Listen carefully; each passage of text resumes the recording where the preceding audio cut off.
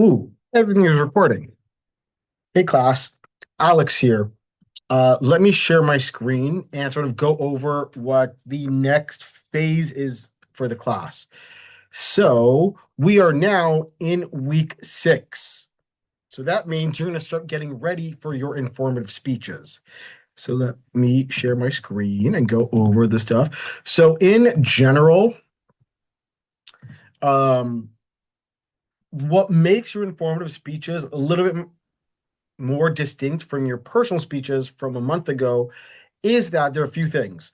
So this time, your informative speeches need to teach the audience something that they don't know, or you would approach the information in a unique way.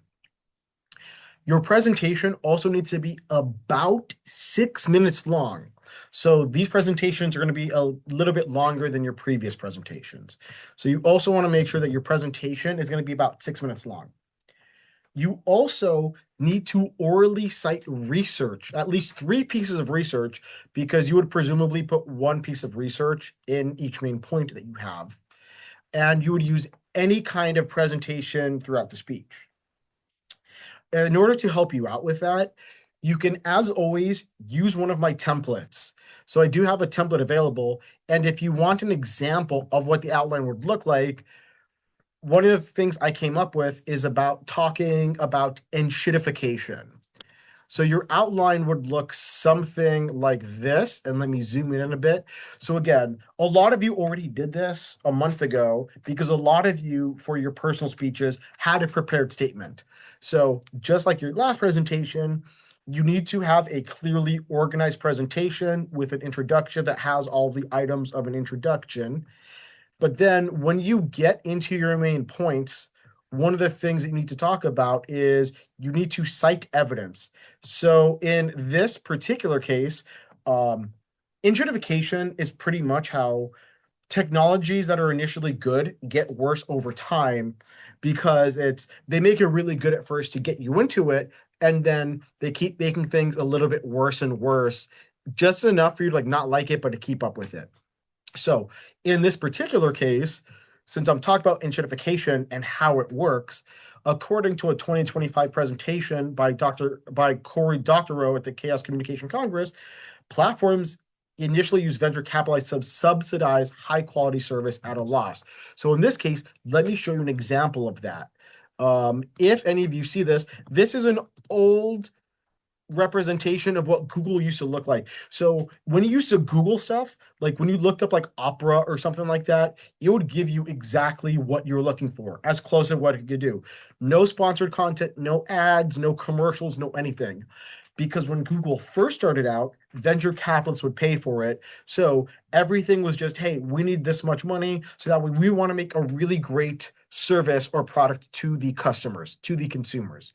So OG Google used to be very consumer and customer friendly. But over time, that kind of changed. And over time, that's what kind of leads into my next point in that platforms abuse their powers to provide better services to businesses. And according to the New Yorker in October 2025, modern platforms like TikTok and Amazon prioritize sponsored content. So let me give you an example of that. So if any of you use Google now, you'll probably notice that at the top of Google search results at the top have sponsored content or ad-based content because Google is getting paid to promote certain results for what people look for. So now before we weren't really paying anything, we still don't really pay, but now we have to put up with having to get past sponsored content. So that's a little bit why or how enshittification works. Started out really nice. Here's a little pinprick or pain point that makes the service or product a little bit worse, but we still put up with it.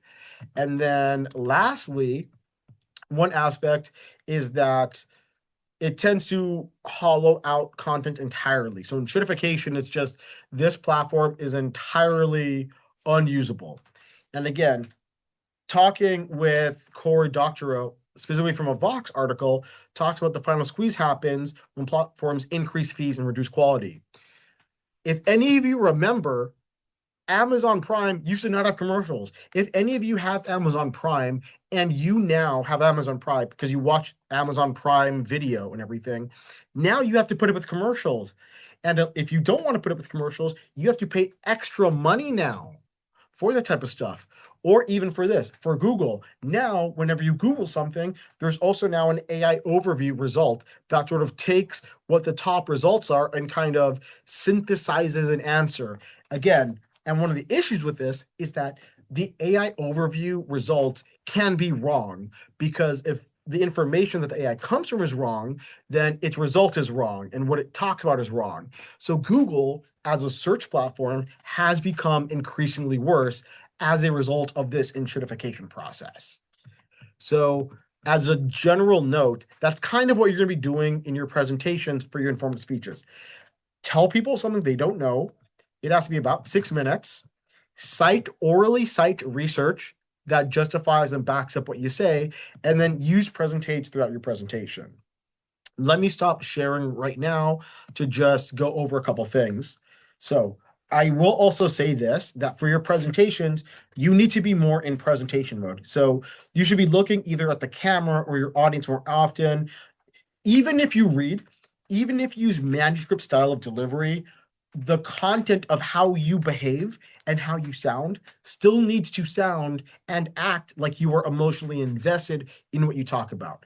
So for the next sets of presentations, I am going to give you demerits if you generally don't sound or act like you care about what you're talking about, or if you don't have any presentation aids, or if I don't see you presenting in front of a live audience. I will end things right here.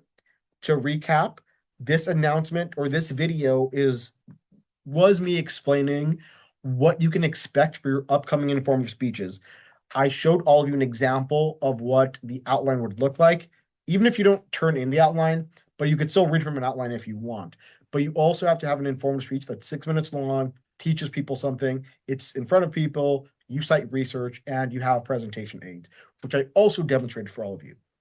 So get ready. You're either doing your informative speeches either this week or next week or the week after. I make this video, all my different classes work at different times. If you have any questions or need any help or anything like that, message me on Canvas inbox. Other than that, thank you for watching, everybody, and I'll see you.